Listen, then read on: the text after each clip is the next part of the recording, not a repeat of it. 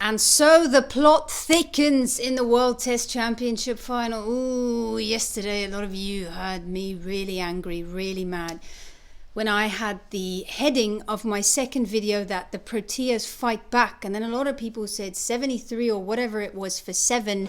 And then we concede all of that extra runs. I cannot even think about what you said this morning of Starkey and Hazelwood's. Yeah, fantastic, really fantastic performance by both of them. They were absolutely incredible. But it's day 3, guys. It's day 3. The reason I said the Proteas fight back was, number one, I never wanted us to go out and bat last night. Okay, it looked tricky. It looked a little bit tough. Why do we want to send in our guys, go down 3 wickets, 4 wickets even, because of the moment, because of the pressure, because of that last hour of the day? Us getting them down 7, 8 wickets meant that today, when it was the day to really cash in all of that hard work, the pitch, the sun is out. Okay, Kevin Peterson said this morning, it is the most beautiful day to bat at Lord's. The reason I said that we fought back was really, really critical. Imagine Australia were only 5 down or 6 down. They would have gotten over 350 today, even 400. Imagine the likes of a Travis Head. You know, Webster is quite new in the setup, but imagine the damage that they could have done today. But no, last night, couple of them, you know, not enough intent, but a lot of them actually, because of the dance that is intent. Matthew Hayden loves talking about this word intent. Because of too much intent at times, I thought that people threw away their wickets. So there's always that argument between intent.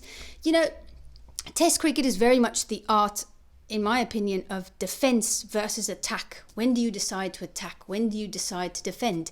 And that was surely tested of the batters in this test match so far. I think both of the first innings, you know, you look at Timber, a standout performer for us, Beddingham, and then Stephen Smith, and then Bo Webster was just kind of like on another planet. But I also don't think that we bowled very well. You know, Ngidi, Mulder gave a lot away. But here we are at day 3, and even Cummins was saying yesterday, it's still very friendly bowling conditions, da-da-da-da, da-da-da-da, da-da-da.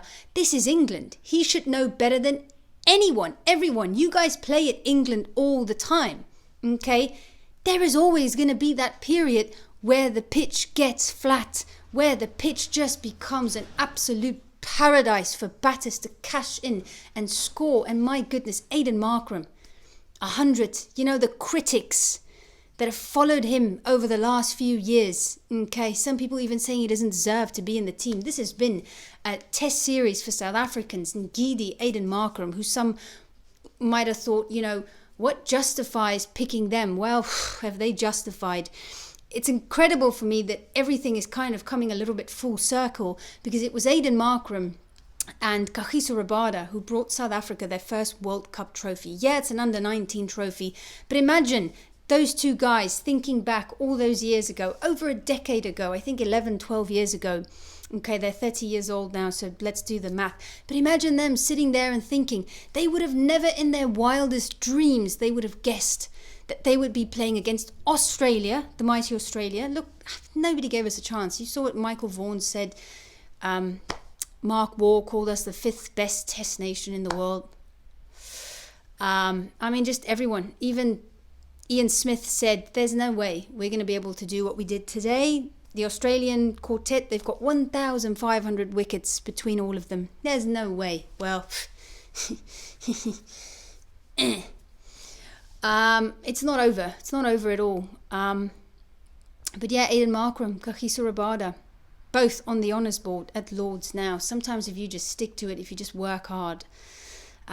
Look, I waged a war against 5.3 million Sunrisers fans on Instagram for this guy, for Aiden Markram. And so for those of you from the Orange Army who have stuck with him, supported him, still loved him, I thank you.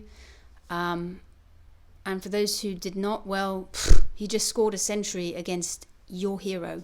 So sometimes life really is that sweet. Tema Bavuma as well. You know, when I say test cricket is war, it's the best format there is. There is no greater challenge than this format. Stephen Smith, you know, dislocated his finger. Yesterday, Marco Jansen, I really thought he was going to be gone, off, done, bowling.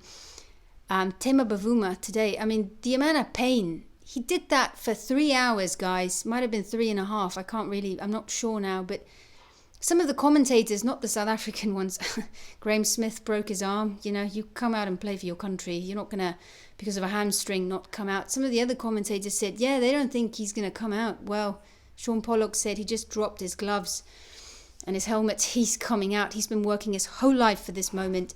And tomorrow, South Africa really, really, really have a chance of creating history. I mean, over 280 runs. I don't think anybody gave us a chance.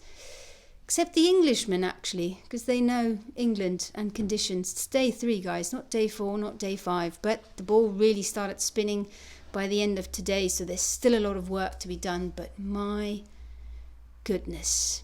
Demba Bavuma. Demba Bavuma. Let's go.